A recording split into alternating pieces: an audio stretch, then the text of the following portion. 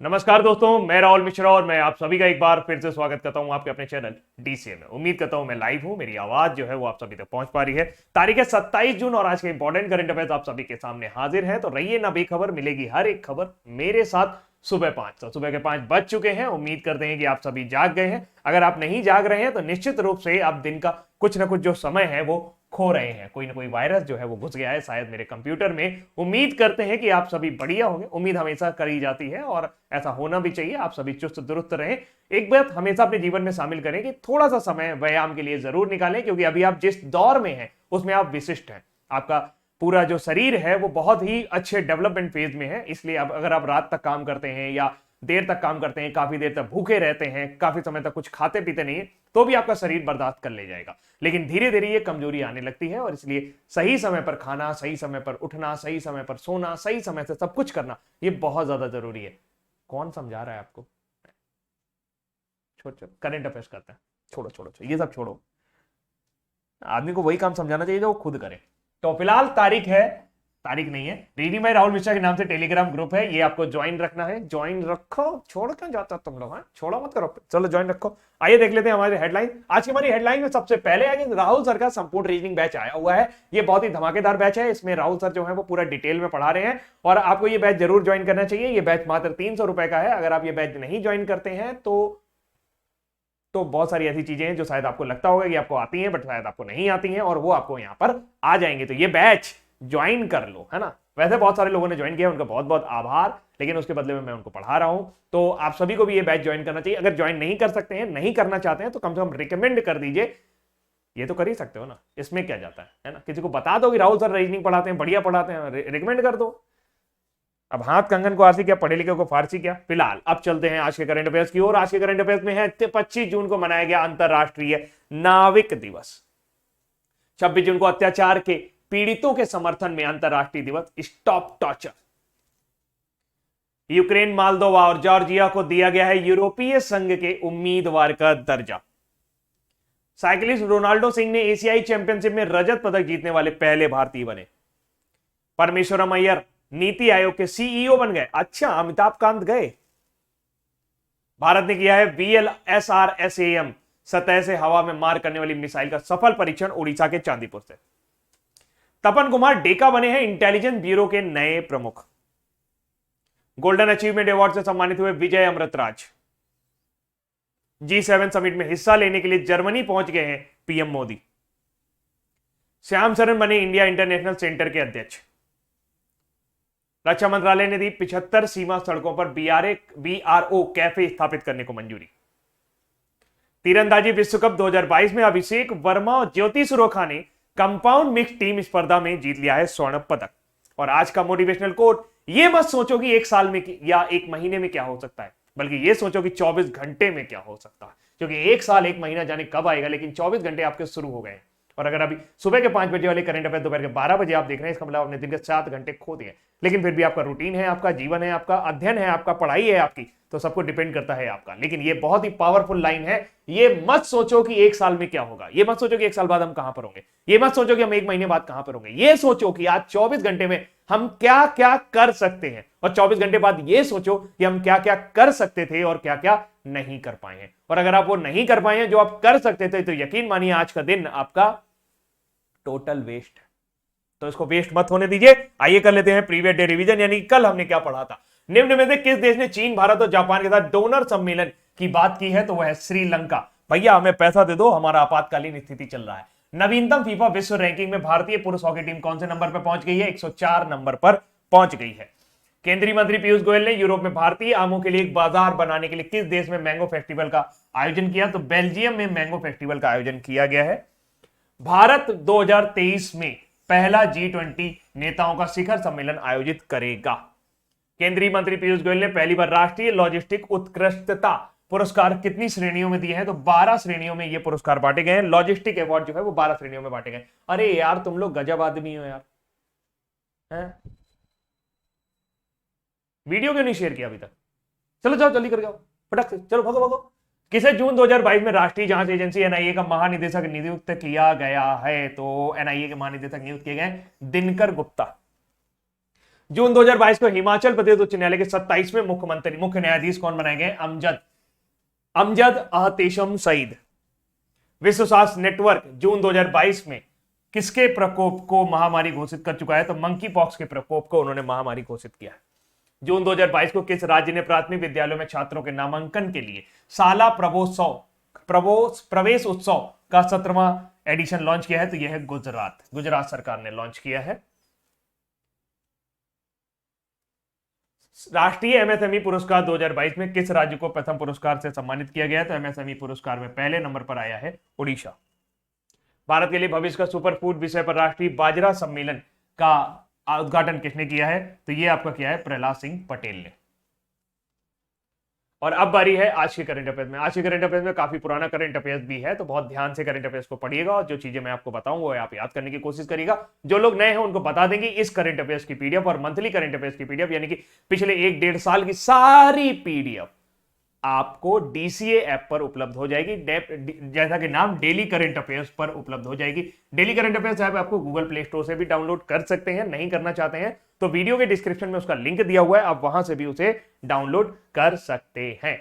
तो जाओ पहले डाउनलोड करो, बैठे क्यों हो? आइए, अच्छा करंट अफेयर्स पढ़ के जाओगे, ठीक है, करंट अफेयर्स पढ़ के जाना। अंतरराष्ट्रीय नाविक दिवस प्रतिवर्ष कब मनाया जाता है? अंतरराष्ट्रीय नाविक दिवस जो है ये प्रतिवर्ष 25 जून को मनाया जाता है। आप समझ सकते हैं कि ये आपका नाविकों के लिए या नाविकों में जो वैश्विक व्यापार होता है, अर्थव्यवस्था होती है, सेलिंग को लेकर के जो अर्थव्यवस्था होती है, दुनिया का जो है महत्वपूर्ण व्यापार जो है वो समुद्र के जरिए ही होता है, समुद्र परिवहन के जरिए ही होता है। तो उसके लिए हर साल 25 जून को अंतरराष्ट्रीय नाविक दिवस मनाया जाता है। इस बार की थीम है your voyage then and now share your journey.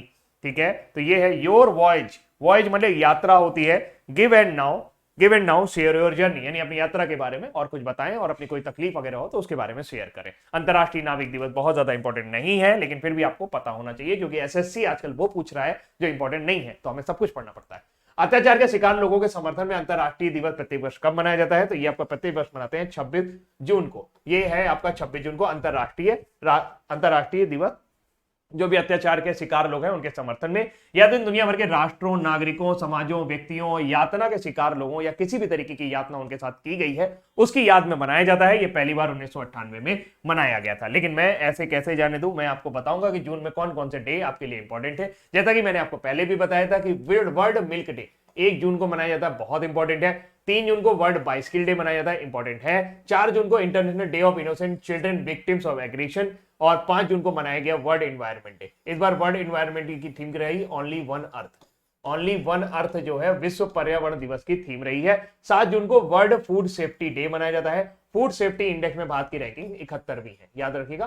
Food safety यानी खाद्य सुरक्षा सूचकांक में भारत की रैंकिंग कितनी है? 71वीं है। 8 जून को मनाया जाता है विश्व महासागर दिवस और वर्ल्ड ब्रेन ट्यूमर डे भी जो है यानी कि ये 8 अगस्त को मनाया जाता है। 12 जून को मनाया जाता है anti child labour day. Bharat में आर्टिकल नंबर 24 यानी कि अनुच्छेद नंबर 24 में ये बताया गया है कि 14 साल से कम उम्र के बच्चों को अगर तुमने अपने यहाँ काम पे रखा ना तो समझ लो जेल के अंदर डाल दिए जाओगे, पकड़ के एकदम दल पदीले जाओगे कायदे से, और जुर्माना और जेल की सजा दोनों हो सकती है।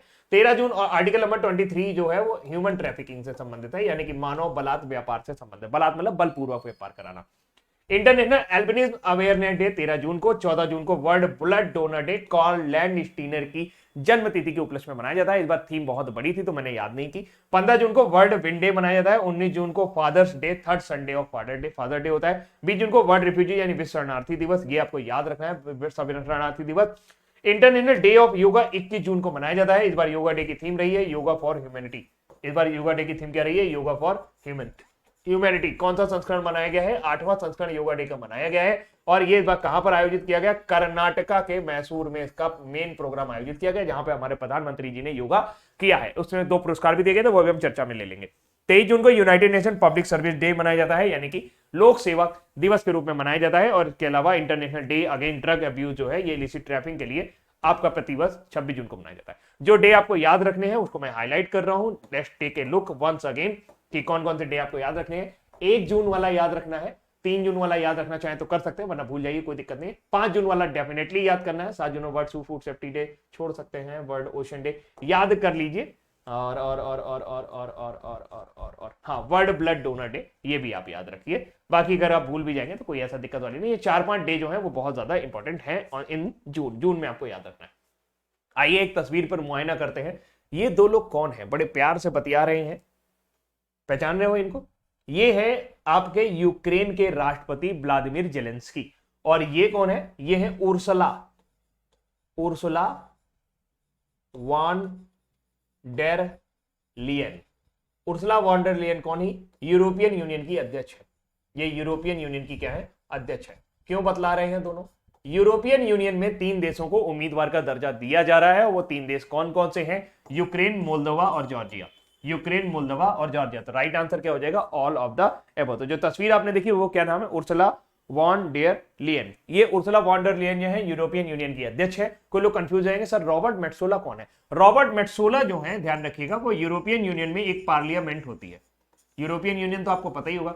यूरोपियन यूनियन में वर्तमान समय में कितने देश हैं? कई वेबसाइट पढ़ेंगे तो आपको 28 देश मिलेंगे, पर ध्यान रखिएगा यूके जो है वो निकल चुका है 2020 में ही, तो इस वजह से अब इसके अंदर केवल कितने देश हैं? 27 देश हैं। इसमें कितने देश हैं? 27 देश हैं। उसके बारे में हम अभी चर्चा कर लेंगे यूरोपियन यूनियन के बारे में। फिलहाल यूरोपियन यूनियन पार्लियामेंट्री कमेटी की जो हेड है वो रॉबर्ट मेट्सोला है। ये अपॉइंटमेंट अभी हाल ही में हुआ है, और आज का प्रश्न पूछने का चलन बदल गया है। प्रश्न ऐसा पूछा जाता है कि यूरोपियन यूनियन पार्लियामेंट की जो हेड है रॉबर्ट मेट्सोला, वो किस देश से बिलोंग करती हैं? जैसे उनका देश हमारे घर के बगल में ही, अरे वो माल्टा से बिलोंग करती है। कहां से बिलोंग करती है? माल्टा। ये माल्टीज है। अच्छा, ये कहां से है? उर्सुला वॉन डेर लियन, ये जर्मनी से, इनको याद रखिएगा, ये जर्मनी से है। उर्सुला वॉन डेर लियन जो है ये आपकी जर्मनी से बिलोंग करती हैं। रोम की संधि के बाद 1 जनवरी 1958 को यूरोपियन यूनियन का जन्म हुआ था। 1 जनवरी 1958 को यूरोपियन यूनियन का गठन किया गया था, और वर्तमान समय में इसमें कितने देश शामिल हैं? 27 देश शामिल हैं। यूके के निकल जाने के बाद पहले 28 होते थे, 27 देश शामिल है। अब 3 नए देश इसमें शामिल हो जाएंगे, तो यूक्रेन, मोल्दोवा, जॉर्जिया, जिसमें से यूक्रेन को लगभग परमानेंट यहां पर मेंबरशिप मिल गई है, और ऐसे में रशिया के खिलाफ जो है ये अब एक नई ताकत बनकर के उभरेगा, यानी यूक्रेन को कहीं ना कहीं से एक बड़ी मदद हासिल हुई है। तो जून 2022 को यूरोपीय संसद ने यूक्रेन, मोल्दोवा और जॉर्जिया को यूरोपीय संघ के उम्मीदवार का दर्जा दे दिया है, यानी कि ये यूरोपीय संघ के क्या है? उम्मीदवार है। ये यूरोपीय संघ के क्या है? यूरोपियन पार्लियामेंट के क्या है? यूई कैंडिडेट के रूप में इनको मान्यता दी है। इसकी घोषणा यूरोपीय परिषद की अध्यक्षता चार्ल्स मिशेल ने की है। प्रत्याश प्रस्ताव के समर्थन में 529, विपक्ष में 45, और जबकि 14 सदस्यों ने मतदान में भाग नहीं लिया। यूक्रेन, मोल्दोवा और जॉर्जिया को यूरोपीय संघ में शामिल होने के लिए कई राजनीतिक और आर्थिक सुधार करने होंगे, फिर ये परमानेंट मेंबर बन जाएंगे यूरोपियन यूनियन के। सभी 27 यूरोपीय संघ के सरकारों के प्रमुख वाली यूरोपीय परिषद यूक्रेन की सदस्यता का अंतिम निर्णय लेगी कि यूक्रेन को उसमें शामिल करना है या नहीं। अगर हम बात करें तो यहां पर आप देख सकते हैं ये है यूरोपियन यूनियन। यूरोपियन यूनियन में आपके 27 कंट्री हैं, वो यहां पर बने हुए हैं। इस मैप को आप पीडीएफ के जरिए एक बार जरूर देख लीजिएगा। जैसा कि आप देखेंगे कि जो पिंक कलर वाले हैं वो 1957 में आए, जैसे France, Italy, Germany, Netherlands, Belgium और आपका रोमानिया, बुल्गारिया, ये सब 1957 में ही इसमें ऐड हो गए थे। 1958 में ये पूर्ण रूप में आ गया था। 1978 की बात करें तो ये जो आपके हल्के से येलो कलर के दिख रहे हैं, लाइट येलो के, जैसे आयरलैंड और डेनमार्क, ये इसमें शामिल हुए। लेकिन मैं आपको कुछ और दिखाना चाहता हूं मैप के जरिए। यूरोपियन यूनियन में कुल मिला के आपके 28 कंट्री हैं, 28 कंट्री थे, 27 कंट्री हैं। इन 27 कंट्री में से 19 सदस्य जो है वो यूरो का प्रयोग करते हैं। किसका प्रयोग करते हैं? 19 सदस्य जो है वो यूरो का प्रयोग करते हैं। यूरो यानी एक यूरोप की मुद्रा है। बाकी जो 9 सदस्य हैं वो अपनी अपनी मुद्राओं का प्रयोग करते हैं। तुम चल क्यों नहीं रहे हो भाई? अपनी अपनी मुद्रा का प्रयोग करते हैं, जैसे बुल्गारिया है, क्रोएशिया है, चेक गणराज्य है, Denmark, Hungary, Poland, Romania, Sweden और यूनाइटेड किंगडम यूरो का उपयोग नहीं करते हैं। अब यहाँ पे एक प्रश्न आना लाजमी है कि सर सबसे आखिरी कंट्री या सबसे नया कंट्री यूरोपियन यूनियन में कौन जुड़ा था? तो सबसे नया कंट्री जो यूरोपियन यूनियन में जुड़ा था कहा गया क्रोएशिया। क्रोएशिया जो है वो 2003 में जुड़ा है, 2013 में जुड़ा है। 2013 के बाद से इसमें कोई भी नया कंट्री नहीं जुड़ा है। क्रोएशिया कब जुड़ा है? क्रोएशिया इसमें 2013 में जुड़ा है। उसके बाद से इसमें कोई भी नया कंट्री जो है वो ऐड नहीं हुआ है। 2013 के बाद से यूरोपियन यूनियन में कोई नया कंट्री ऐड नहीं हुआ है।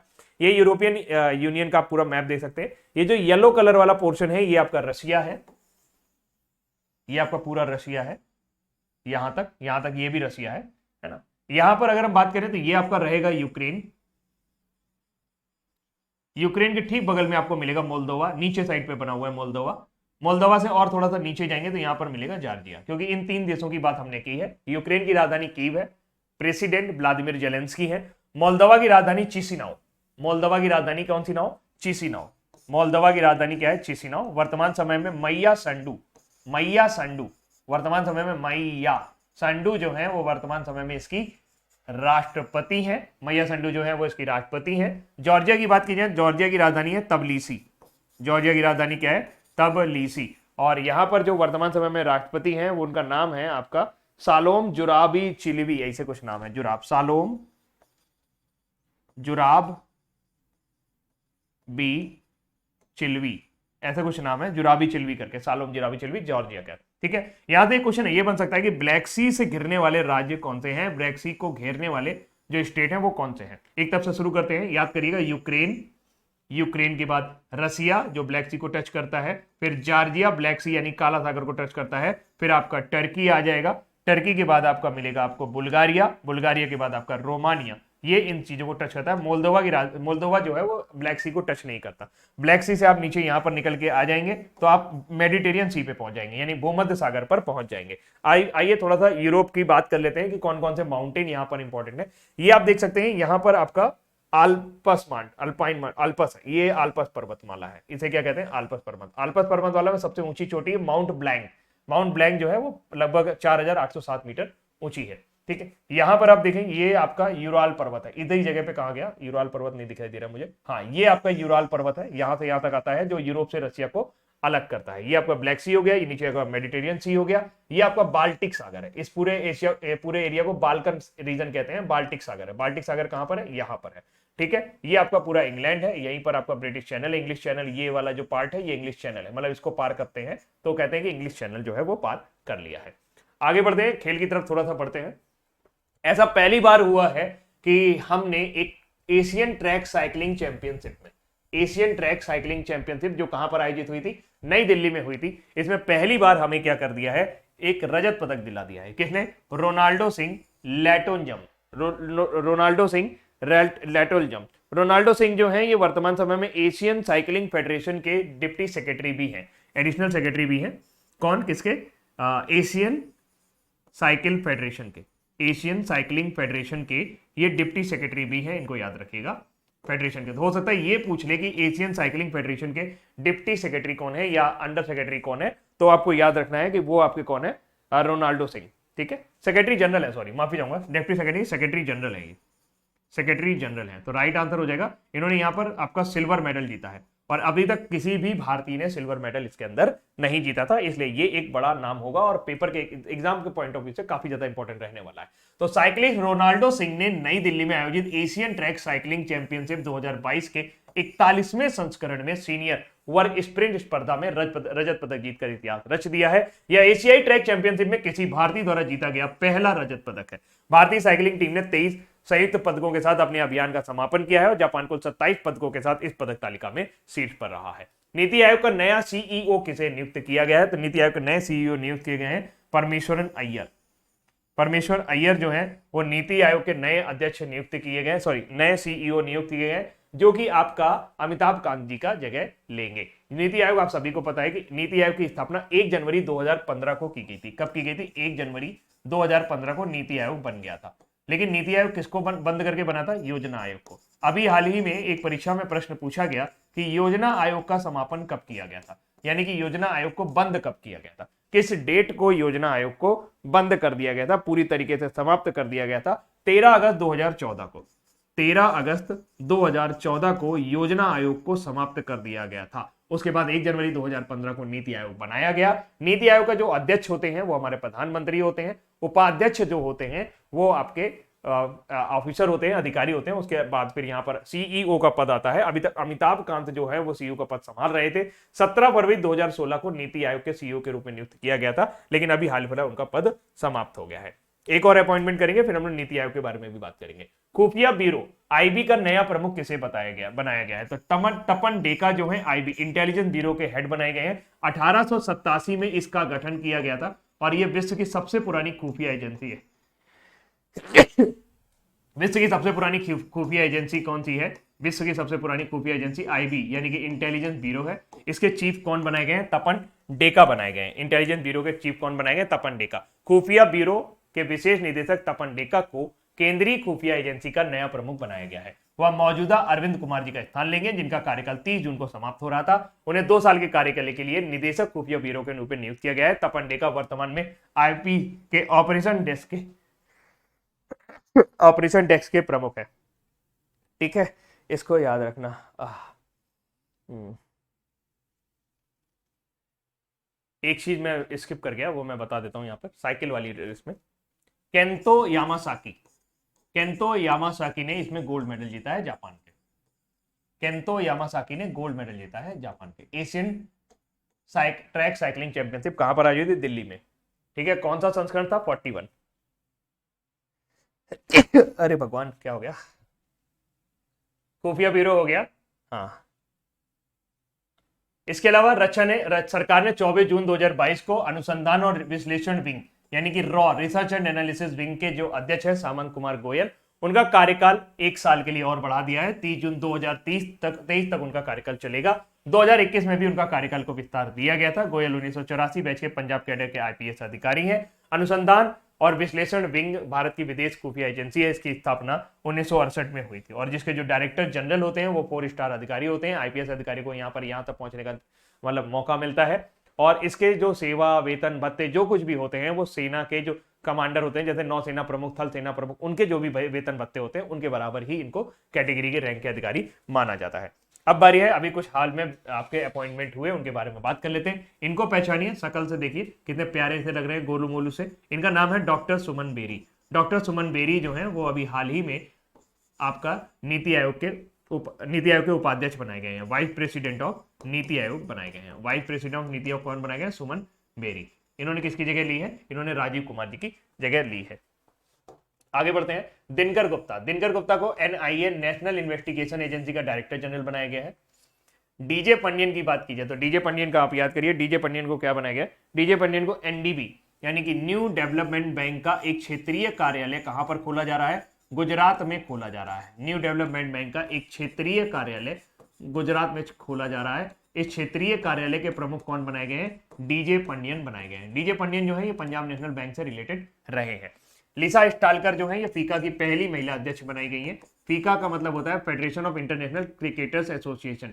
फीका की पहली महिला अध्यक्ष के रूप में किसको अपॉइंट किया गया है? फीका की पहली महिला अध्यक्ष के रूप में अपॉइंट की गई है आपकी लिसा स्टालकर। रुचिरा कंबोज, रुचिरा कंबोज को अभी हाल ही में आपके संयुक्त राष्ट्र में परमानेंट मेंबर के रूप में अपॉइंट किया गया है भारत की तरफ से। परमानेंट इनवाई या परमानेंट दूत, ये टीएस त्रिमूर्ति की जगह लेंगी। बीएस पाटिल की बात कीजिए, बीएस पाटिल को याद करिए। बीएस पाटिल जो है इनको अभी हाल ही में कर्नाटक का लोकायुक्त बनाया गया। बीएस पाटिल को क्या बनाया गया? कर्नाटक का लोकायुक्त बनाया गया। अब इससे पहले वाली जो मैं आपको रिवाइज कराता था ना स्लाइड, अगर आप इससे उसको जोड़ लेंगे तो आपको पिछले 3 महीने का हो जाएगा। रंजना प्रकाश देसाई को प्रेस काउंसिल ऑफ इंडिया की पहली महिला अध्यक्ष बनाया गया है। रेबाब फातिमा जो है इनको यूएन यूनाइटेड नेशन में अंडर सेक्रेटरी बनाया गया है। अंडर सेक्रेटरी बनाया गया है। अंडर सेक्रेटरी ये कहां से आती है? ये बांग्लादेश से बिलोंग करती हैं। ये कहां से बिलोंग करती हैं? ये बांग्लादेश से बिलोंग करती हैं। ठीक है। एनजे ओझा, इनको मनरेगा का लोकपाल बनाया गया है। एनजे ओझा को मनरेगा का लोकपाल बनाया गया है, यानी मनरेगा से जुड़ी हुई शिकायतों का निपटारा कौन करेंगे? एनजे वर्मा करेंगे। सतीश चंद्र शर्मा दिल्ली हाई कोर्ट के चीफ जस्टिस बनाए गए। दिल्ली हाई कोर्ट के चीफ जस्टिस बनाए गए कौन? सतीश चंद्र शर्मा। दिल्ली हाई कोर्ट के चीफ जस्टिस बनाए गए Satish Chandra Sharma. Then check out once again कि Dinkar Gupta NIA national investigation agency, doctor Suman Bery NITI Aayog के उपाध्यक्ष, DJ Pandian new development bank का क्षेत्रीय कार्यालय गुजरात की गिफ्ट सिटी में बनाया जा रहा है, वहां पर उसके हेड बनाए गए हैं। रुचिरा कंबोज, लिसा स्टालकर पीकाई federation of international cricketers association की पहली महिला अध्यक्ष ऑस्ट्रेलिया से हैं। रुचिरा कंबोज यूएन के परमानेंट यूनवाई बनाई गई है, यानी संयुक्त राष्ट्र में भारत की तरफ से परमानेंट राजदूत बनाई गई है। बीएस पाटिल कर्नाटक के Lokayukta, Ranjana Prakash Desai press council of India, Rabab Fatima UN under secretary Bangladesh, और एनजे ओझा मनरेगा लोकपाल, सचिन चंद्र शर्मा दिल्ली हाईकोर्ट के चीफ जस्टिस बनाए गए हैं। तो ये हाल ही में किए गए अपॉइंटमेंट्स हैं, इनको आपको जरूर याद रखना है।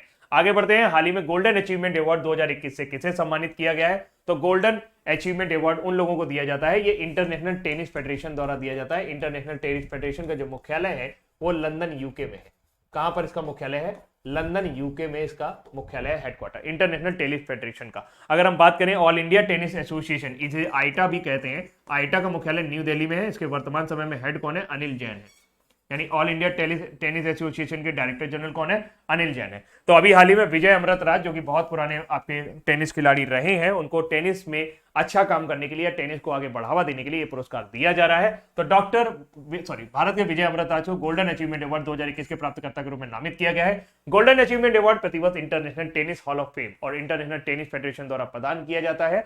यह पुरस्कार उस व्यक्ति को दिया जाता है जिसने कई अलग अलग क्षेत्रों में अंतरराष्ट्रीय स्तर पर टेनिस में महत्वपूर्ण योगदान दिया है और खेल के लिए लंबी सेवा समर्पित की है। अभी हाल ही में जो स्पेशल अवार्ड दिए गए, ऑनर्स दिए गए, उनके बारे में हम लोग एक बार चर्चा कर लेते हैं। लिखा हुआ है रूथ ओजेकी। याद आ रहा है कुछ रूथ ओजेकी के बारे में? आपको बताया था रूथ ओजेकी को इस बार का वीमेन अवार्ड फॉर फिक्शन मिला है। Women award for fiction, women award for fiction, women award of fiction. इनकी किताब का क्या नाम था?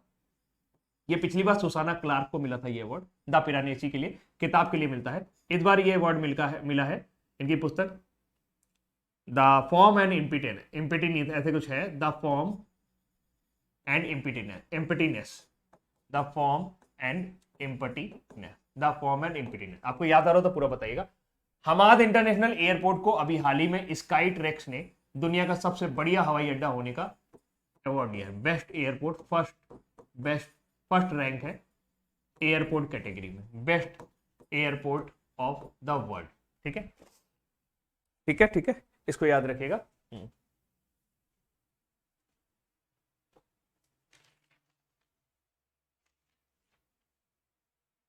आगे बढ़ते हैं। हाँ, द बुक ऑफ फॉर्म कर लीजिए इसे, द बुक ऑफ फॉर्म। ठीक है, हो गया। भिक्षु संघ सेना, इनको अभी हाल ही में प्रधानमंत्री योगा पुरस्कार से सम्मानित किया गया। एक और व्यक्ति हैं, मार्कस करके उनका नाम है, योगा अवार्ड से 21 जून के दौरान। Adnan Abidi, Sanna Irshad Mattoo, Amit Dave and late Danish Siddiqui Pulitzer पुरस्कार 2022, पुलित्जर प्राइज 2022। कोविड-19 के दौरान जो मौतें हुई थी उनको दिखाने के लिए इनको ये बेस्ट वीडियोग्राफी का अवार्ड मिला। रणवीर सिंह को अभी हाल ही में दादा साहब फाल्के फिल्म अवार्ड में, दादा साहब फाल्के फिल्म अवार्ड में बेस्ट एक्टर का अवार्ड मिला। दादा साहब फाल्के फिल्म अवार्ड में बेस्ट एक्टर का अवार्ड मिला। कौन सी मूवी के लिए? 83 के लिए। कृति सेनन को दादा साहब फाल्के बेस्ट एक्ट्रेस का अवार्ड मिला। किस मूवी के लिए? मिम्मी के लिए। मिम्मी करके एक मूवी आई थी इनकी। और इसके अलावा इस बार फिल्म ऑफ द ईयर का पुरस्कार जो गया था वो पुष्पा को गया था। फिल्म ऑफ द ईयर का पुरस्कार किसको गया था? पुष्पा को गया था। फिल्म ऑफ द ईयर का पुरस्कार किसको गया था? Pushpa. Turn your body to the sun, ये एक मूवी है जिसको मुंबई इंटरनेशनल फिल्म फेस्टिवल में 2022 में गोल्डन क्रॉन्च का अवार्ड दिया गया। ये मतलब सब बेस्ट फिल्म का अवार्ड, बेस्ट डॉक्यूमेंट्री फिल्म का अवार्ड मिला। गोल्डन क्रॉन्च अवार्ड से सम्मानित की गई ये फिल्म। ये फिल्म कौन सी थी? The turn your body to the सन।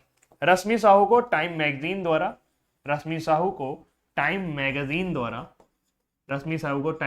द्वारा एंटरप्रेन्योर ऑफ द ईयर का अवार्ड दिया गया। इसके अलावा दारेन शैमी को अभी हाल ही में सितारा ए पाकिस्तान, ये वेस्ट इंडीज के पूर्व क्रिकेटर हैं, इन्हें सितारा ए पाकिस्तान से सम्मानित किया गया पाकिस्तान सरकार द्वारा। इसके अलावा आरजे कुमार जो है, इन्हें इम्यूनाइजेशन एक आरजे को ये अवार्ड दिया गया था जिन्होंने कोविड-19 के दौरान वैक्सीन के लिए जागरूकता फैलाई थी। Immunisation award from United Nation, UN द्वारा इम्यूनाइजेशन अवार्ड से सम्मानित किया गया है। Immunisation champion award by UNICEF, immunisation champion award by UNICEF. ठीक है, एक बार रिपीट कर लेते हैं। Ruth Ozeki women award for fiction, the book of form and emptiness किताब के लिए। हमाद इंटरनेशनल एयरपोर्ट को दुनिया का सबसे बेहतरीन हवाई अड्डा घोषित किया गया, दोहा का है। टोक्यो का हानेडा हवाई अड्डा दूसरे नंबर पर है। भिक्षु संघ सेना को आपका प्रधानमंत्री द्वारा योगा पुरस्कार से सम्मानित किया गया 21 जून को। अदनान अमीदी, सन्ना इरशाद मट्टू, अमित दवे, लेट दानिश सिद्दीकी वही हैं जिन्हें मुंबई प्रेस क्लब इंक द्वारा भी पुरस्कार लाइफ टाइम अचीवमेंट अवार्ड से सम्मानित किया गया था। पुलित्जर पुरस्कार दिया गया, पत्रकारिता के क्षेत्र में दिया जाता है। कृति सेनन और रणवीर सिंह बेस्ट एक्ट्रेस और बेस्ट एक्टर का अवार्ड पाए दादा साहब फाल्के अवार्ड में। और इसके अलावा turn your body to the sun Mumbai international film festival 2022 में गोल्डन क्रॉन्च अवार्ड से सम्मानित हुई बेस्ट डॉक्यूमेंट्री की कैटेगरी में। रश्मि साहू को टाइम मैगजीन द्वारा एंटरप्रेन्योर ऑफ द ईयर का अवार्ड दिया गया। डारिन सैमी को सितारा ए पाकिस्तान से सम्मानित किया गया, वेस्ट इंडीज के क्रिकेटर हैं। और आरजे कुमार जो है immunisation champion of the earth के अवार्ड से सम्मानित किए गए, चैंपियन ऑफ द यूनिसेफ के अवार्ड से सम्मानित किए गए। आरजे कुमार जो है ये आपके जम्मू कश्मीर से बिलोंग करते हैं। 26 से 27 जून 2022 को G7 देशों के 48वें संस्करण की बैठक हो रही है। ये कहां पर आयोजित हो रही है? ये आपकी जर्मनी में आयोजित हो रही है। प्रधानमंत्री नरेंद्र मोदी जो है वो यहां पर हिस्सा लेने गए हैं स्कोलस एलमाउ जर्मनी में। तो यहां पर ये प्रधानमंत्री जी यहां पर संबोधन करेंगे। तो प्रधानमंत्री नरेंद्र मोदी जी 26 जून से जर्मनी और यूएई के 3 दिवसीय दौरे पर है। प्रधानमंत्री 26 से 27 जून को जर्मन की अध्यक्षता वाले G7 शिखर सम्मेलन के 48वें संस्करण की मेजबानी करेंगे। पिछली बार 47वां संस्करण इसमें हुआ था, उसमें भी हमारे प्रधानमंत्री जी ने बातचीत की थी। G7 की बात करें तो Canada, France, Germany, Italy, Japan, United kingdom और संयुक्त राज्य अमेरिका का एक अनौपचारिक समूह है। इसमें कहीं पर भी इसका कोई मुख्यालय नहीं है, कहीं पर इसका कोई हेड नहीं है, बस जो साल भर में जो बैठक होती है उसमें जो एजेंडे डिसाइड कर लिए जाते हैं उसी के बारे में बातचीत की जाती है। तो यह एक अंतर सरकारी संगठन है जिसका गठन 1975 में किया गया था। वैश्विक आर्थिक शासन, अंतरराष्ट्रीय सुरक्षा, ऊर्जा नीति जैसे सामान्य हित के मुद्दों पर चर्चा करने के लिए इसकी वार्षिक बैठक होती है और इस वार्षिक बैठक में जो निर्णय लिए जाते हैं वो सभी सदस्यों द्वारा मान्य होते हैं। सभी G7 देश और भारत G20 का हिस्सा है। अब बात करते हैं अभी हाल ही में जो बैठक हुई, इंपॉर्टेंट बैठक हुई, वो कहां पर आयोजित हुई। जैसे 5वां बिम्स्टेक कॉन्फ्रेंस कहां पर आयोजित किया गया? ये आपका श्रीलंका में आयोजित हुआ और इसमें हमारे प्रधानमंत्री नरेंद्र मोदी जी ने संबोधन किया था। इंटरनेशनल ग्लोबल फोरम, अंतरराष्ट्रीय वैश्विक फोरम जो है ये आपका बेंगलुरु में संपन्न हुई, स्टार्टअप को लेकर के हुई थी ये बैठक। और देवयातनम कॉन्फ्रेंस जो है ये कर्नाटका में हुई। ये कहां पर हुई? ये आपका कर्नाटका में हुई। इसके अलावा European union African union summit, European union और अफ्रीकन यूनियन समिट जो है ये आपका कहां पर हुई? ये ब्रुसेल्स बेल्जियम में आयोजित हुई। ये आपकी कहां पर हुई? ब्रुसेल्स बेल्जियम में आयोजित की गई। ब्रुसेल्स बेल्जियम में आयोजित की गई। इसके बाद अगर हम बात करें वन ओशियन समिट, यानी कि एक महासागर समिट या एक महासागर समिट, ये आपका फ्रांस में आयोजित हुआ था वर्ल्ड बैंक और IMF के सहयोग से। समिट्स ऑफ डेमोक्रेसी ये यूएसए में आयोजित हुई। 111 देशों ने पार्टिसिपेट किया था, बाइडेन जी ने बुलाया था। 5वीं इंडियन ओशियन कांग्रेस, 5वीं हिंद महासागर सम्मेलन, 5वां हिंद महासागर सम्मेलन ये अबू धाबी में हुआ था। 5वां हिंद महासागर सम्मेलन कहां पर हुआ था? ये अबू धाबी में हुआ था और इसकी अध्यक्षता श्रीलंका के राष्ट्रपति गोटाबाया राजपक्षे ने की थी। श्रीलंका के राष्ट्रपति गोटाबाया राजपक्षे ने की थी। गोटाबाया राजपक्षे ने की थी। इसकी अध्यक्षता किसने की थी? गोटाबाया राजपक्षे ने की थी। G20 ट्रोइका की बात की जाए तो 2021 की सभी बैठक इटली में हुई है। 2022 की सभी बैठक G20 की आपकी इंडोनेशिया में हो रही हैं। कई होती हैं मंत्रियों स्तर पर और शिखर स्तर पर बहुत सारी बैठक होती है। 2023 की इंडिया में होगी। 2023 की कहां पर होगी? इंडिया में, यानी भारत में इसकी होस्टिंग होगी। COP26 सम्मेलन कहां पर हुआ था? जलवायु परिवर्तन पर सम्मेलन, ये आपका ग्लासगो में आयोजित हुआ था। ग्लासगो स्कॉटलैंड, ये आपका कहां पर आयोजित हुआ था? ग्लासगो स्कॉटलैंड में इसका आयोजन करवाया गया था। आसियान देशों की या इंडिया समिट की जो बैठक हुई थी ये आपकी कहां पर हुई थी? ये आपकी आसियान देशों की जो बैठक हुई थी ये ब्रुनेई में हुई थी। ये कहां पर हुई थी? ब्रुनेई में हुई थी। 21वां SCO समिट कहां पर हुआ? SCO समिट जो है ये आपका दुशांबे ताजिकिस्तान में हुआ था। ये आपका दुशांबे ताजिकिस्तान में हुआ था। दुशांबे ताजिकिस्तान में इसका आयोजन किया गया था। 13वां ब्रिक्स सम्मेलन कहां पर हुआ था? इंडिया में हुआ था। 14वां कहां पर होगा? 14वां आपका चाइना में होने वाला है। 14वां आपका कहां पर होगा? चाइना में। और इंटरनेशनल क्लाइमेट समिट, अंतरराष्ट्रीय जलवायु सम्मेलन भी जो हुआ था वो इंडिया में ही हुआ था। अच्छा, SCO के अभी हेड बदल दिए गए हैं, याद रखिएगा। झांग मिंग जो है वो इसके हेड बन गए हैं। झांग मिंग जो है वो वर्तमान समय में SCO के हेड बने हुए हैं, संघाई कॉर्पोरेशन ऑर्गेनाइजेशन के। आगे चलते हैं। अच्छा, अभी आसियान देशों की जो इस बार ये जो बैठक होने वाली ना उसकी अध्यक्षता कौन करने वाला है? उसकी अध्यक्षता नहीं, उसकी मेजबानी भारत करने वाला है। पता थे इंडिया इंटरनेशनल सेंटर के नए अध्यक्ष रूप कौन बनाए गए हैं? नए अध्यक्ष बनाए गए Shyam Saran. India international centre क्या होता है? इंडिया इंटरनेशनल सेंटर के अंदर मतलब इसमें दुनिया भर के जजेस, दुनिया भर के डॉक्टर, दुनिया भर के मेडिकल रिप्रेजेंटेटिव, यानी इन सभी को लेकर के एक संगठन बनाया गया है जिसके वर्तमान समय में अध्यक्ष कौन बनाए गए? SN सरन बनाए गए। पूर्व विदेश सचिव श्याम सरन को प्रतिष्ठित इंडिया इंटरनेशनल सेंटर के नए अध्यक्ष के रूप में पदभार संभाला है। उन्होंने NN बोहरा का स्थान लिया है जो 23 जून 2022 को कार्यभार संभाला। सरन ने परमाणु मामले और जलवायु परिवर्तन के लिए प्रधानमंत्री के विशेष दूत के रूप में भी काम करा हुआ है। इंडिया इंटरनेशनल सेंटर नई दिल्ली में स्थित एक गैर सरकारी संगठन है। और रक्षा मंत्रालय ने कितने स्थानों पर सीमा सड़क को पर बीआरओ कैफे स्थापित करने की बात की है तो लगभग 75 स्थानों पर वो बीआरओ कैफे स्थापित करेंगे, यानी कि एक तरह का एक ब्रांडिंग करेंगे बीआरओ कैफे के रूप में। उसके अंदर आप चाय वाय पी सकते हो, तो कैफे के फॉर्म में रहेगा। तो इसका मतलब यह है कि पर्यटकों को बुनियादी सुविधाएं दी जाएं और आराम प्रदान किया जाए। वर्तमान समय में बीआरओ के जो महानिदेशक हैं वो लेफ्टिनेंट जनरल राजीव चौधरी हैं। वैशाली हिवासे का नाम आपने सुना होगा। वैशाली हिवासे जो है वो आपकी बीआरओ की कमांडिंग ऑफिसर बनने वाली पहली महिला है। बीआरओ की कमांडिंग ऑफिसर बनने वाली पहली महिला है। बीआरओ यानी कि border road organisation commanding officer बनने वाली पहली महिला है। बॉर्डर रोड ऑर्गेनाइजेशन की अगर हम बात करें तो बॉर्डर रोड ऑर्गेनाइजेशन का जो मोटो है वो है श्रमेण सर्वम साध्यम। बॉर्डर रोड ऑर्गेनाइजेशन का कौन सा है मोटो है? श्रमेण सर्वम साध्यम। और दुनिया की सबसे ऊंचाई पर स्थित जो टनल है अटल टनल, वो किसने बनाई है? वो बीआरओ ने तो बनाई है, बॉर्डर रोड ऑर्गेनाइजेशन ने ही तो बनाई है। इसकी स्थापना 7 मई 1960 को हुई थी। इसकी स्थापना कब की गई थी? 7 मई 1960 को इसकी स्थापना की गई थी। ठीक है, चलो आगे बढ़ते हैं। फ्रांस के पेरिस में आयोजित तीरंदाजी विश्व कप 2022 में अभिषेक वर्मा और ज्योति सुरेखा वेन्नम ने कंपाउंड मिक्स टीम में स्पर्धा में कौन सा पदक जीत लिया है? तो उन्होंने वहां पे गोल्ड मेडल जीत करके, देखो गोल्ड लगाए हैं ना दोनों लोग, गोल्ड, तो भारत का नाम ऊंचा किया है। तो भारतीय तीरंदाजी जोड़ी ने एक करीबी फाइनल में सोफी डॉडमेंट और जीन फिलिप बोल्स की स्थापनी जोड़ी को हराया। ज्योति सुरेखा वेन्नम ने भी व्यक्तिगत रजत पदक भी हासिल किया है। शनिवार को फ्रांस के पेरिस में तीरंदाजी विश्व कप 2022 के स्टेज 3 में एशियाई खेलों के स्वर्ण पदक विजेता अभिषेक वर्मा ने विश्व नंबर 3 महिला कंपाउंड तीरंदाज ज्योति सुरेखा वेन्नम के साथ मिलकर भारत को पहला स्वर्ण पदक दिला दिया है। अब बारी है आज की वन लाइनर की। अंतर्राष्ट्रीय नाविक दिवस प्रतिवर्ष कब मनाया जाता है? 25 जून को। अत्याचार के शिकार लोगों के समर्थन में अंतर्राष्ट्रीय दिवस प्रत्येक वर्ष कब मनाते हैं? 26 जून को। जून 2022 में यूरोपीय संसद ने निम्नलिखित किस देश को यूरोपीय संघ के उम्मीदवार का दर्जा दिया है? यूक्रेन, मोल्दोवा और जॉर्जिया को। नई दिल्ली में आयोजित Asian track cycling championship cyclist Ronaldo Singh ने कौन सा पदक जीता है? रजत पदक। नीति आयोग के नए सीईओ के रूप में किसे नियुक्त किया गया है? परमेश्वरन अय्यर। अमिताभ कांत भूल जाइए। जहाज जनित हथियार प्रणाली VLSRSM का सफल उड़ान परीक्षण कहां से किया गया? उड़ीसा से। खुफिया ब्यूरो यानी कि इंटेलिजेंस ब्यूरो का नया अध्यक्ष किसे बनाया गया है? तपन डेका को। हाल ही में गोल्डन अचीवमेंट अवार्ड 2021 से किसे सम्मानित किया गया? विजय अमृतराज को इंटरनेशनल टेनिस फेडरेशन द्वारा। 26 से 27 जून 2022 को G7 शिखर सम्मेलन के 48वें संस्करण की अध्यक्षता के किस देश द्वारा की जा रही है? जर्मनी। और प्रतिष्ठित इंडिया इंटरनेशनल सेंटर अध्यक्ष के रूप में किसने पदभार संभाला है? श्याम शरण ने। और रक्षा मंत्रालय ने कितने स्थानों में सीमा सड़कों पर बीआरओ कैफे स्थापित करने की मंजूरी दी है? 75। और हाल ही में फ्रांस में पेरिस में आयोजित तीरंदाजी विश्व कप 2022 में अभिषेक वर्मा और ज्योति सुरेखा वेन्नम ने कंपाउंड मिक्स टीम में कौन सा पदक जीता है? स्वर्ण पदक।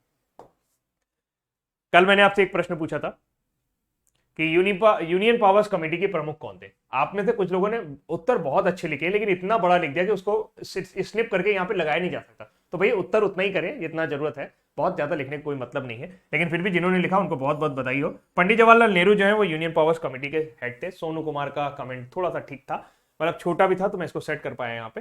Head of union power committee Pandit Jawaharlal Nehru. Drafting committee के हेड थे BR Ambedkar. Committee on rule and procedure doctor Rajendra Prasad. और present time there are 24 department related standing committee. Each of these committee have 31 member, 21 from Lok Sabha and 10 from Rajya Sabha.